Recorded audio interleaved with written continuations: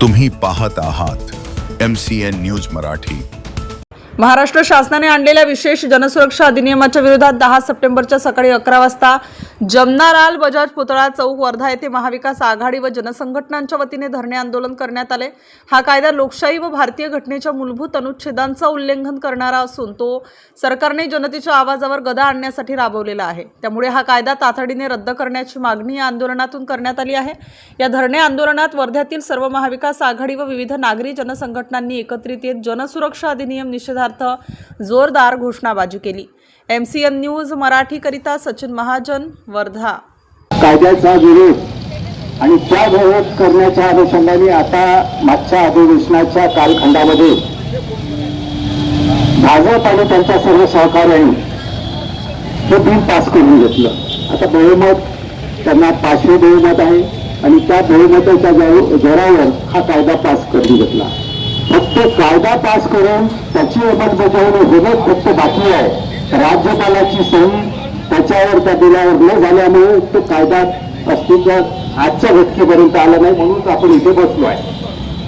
मित्रांनो, परिस्थिती अशी आहे की आता शेखर शेंडे, अविनाश काकडे यांनी जे काही आपल्या भावना याच्यामध्ये दिसत केल्या, आपण लोकशाही प्रधान देशामध्ये आपण सर्व पक्षाचे कार्यकर्ते कार्य करतो, पण आपल्या सगळ्या व्यक्ती स्वातंत्र्यावर गदा आल्याशिवाय राहणार नाही।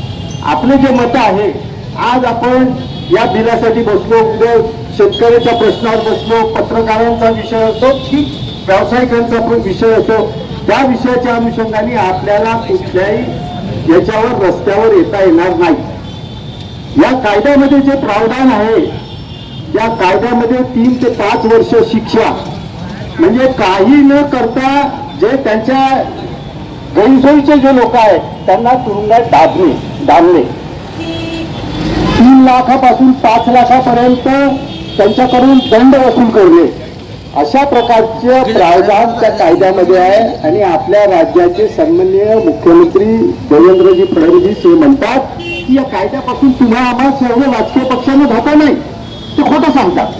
आपण सर्व जिल्हा स्तरांवर हा जनसुरक्षा विधेयकाचा निषेधाचा कार्यक्रम आणि धरणे आंदोलनाचा होऊन राहिलेला आहे। त्याच अनुषंगाने वर्धा जिल्ह्यातील महाविकास आघाडीमध्ये सहभागी असलेल्या सर्व पक्ष संघटना आणि जनसंघटना या धरणे आंदोलनात सहभागी झालेल्या आहेत।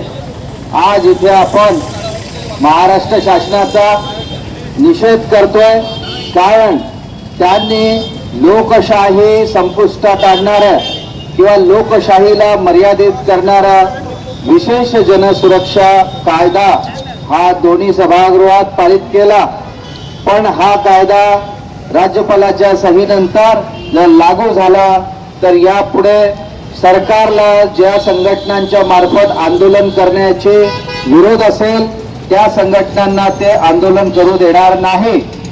ज्या व्यक्तींवर त्यांना शंका असेल, ज्या व्यक्तींच्या विरोधामध्ये सरकारच्या मनामध्ये शंका असेल, त्या व्यक्तींना त्या लोकशाही मार्गाने आंदोलन करणाऱ्या संघटना किंवा व्यक्ती असल्या तरी त्यांनाही ते करता येणार नाही।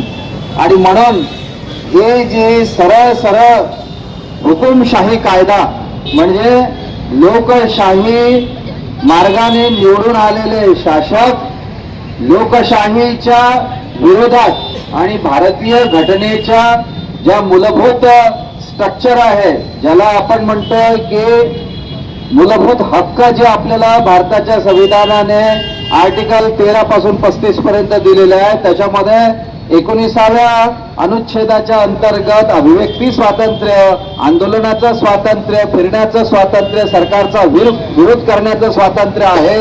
हे सगळं स्वातंत्र्य संपुष्टात जाणार आहे। धरणे आंदोलन केलेले आहे। थोडक्यात मला एवढंच सांगायचं आहे की सरकार या कायद्याचा गैरफायदा कसा घेऊ शकते। नंबर 1, राजकीय विरोधकांना दाबणे, सरकारला नको असलेल्या नेत्यांना, कार्यकर्त्यांना सार्वजनिक सुरक्षेला धोका म्हणून अटक करून काही महिने किंवा वर्ष सरकारला लोकांना डांबून ठेवता येते। अशाने विरोधी आवाजाला कमकुवत त्यांना करण्याचा हा प्रयत्न आहे. त्याचबरोबर दुसरा मुद्दा यामध्ये न्यायालयीन तपास टाळणे. साधारण गुन्ह्यासाठी पोलिसांना कोर्टात पुरावे द्यावे लागतात, परंतु पीएससी अंतर्गत थेट नगर कोर्टात पोहोचवतो, त्यामुळे पुराव्याशिवाय कारवाई होतो. दुसरा नागरिक हक्कांचे उल्लंघन. व्यक्तीला वकील देण्याचा न्यायालयात लगेच सुनावणीचा अधिकार मिळत नाही. यामुळे निष्पाप लोकांना सुद्धा निर्भयाने तुरुंगात राहावं लागेल.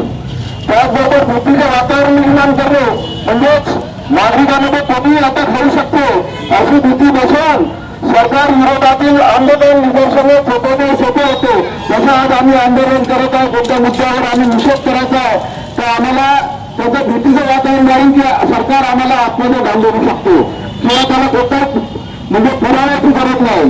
त्याचबरोबर माझे इथे पत्रकार बांधव आहे, त्यांच्यासाठी आम्ही विद्यार्थ्यांसाठी पत्रकारांना विद्यार्थ्यांना म्हणजे गप्प करणे, म्हणजे त्यांना शांत बसवणे, राष्ट्रीय सुरक्षा किंवा सार्वजनिक सुव्यवस्थेचा आधार घेऊन लेखन भाषण करणाऱ्या लोकांना देखील या जनसुरक्षा कायद्यामध्ये अटक करता येते. थोडक्यात हा जनसुरक्षा कायदा खरा तर दहशतवाद्यांना गुन्हेगारांना थांबवण्यासाठी उपयुक्त आहे, परंतु सरकार त्याचा राजकीय फायदा घेऊन विरोधकांना दळण्यासाठी वापरू शकतो.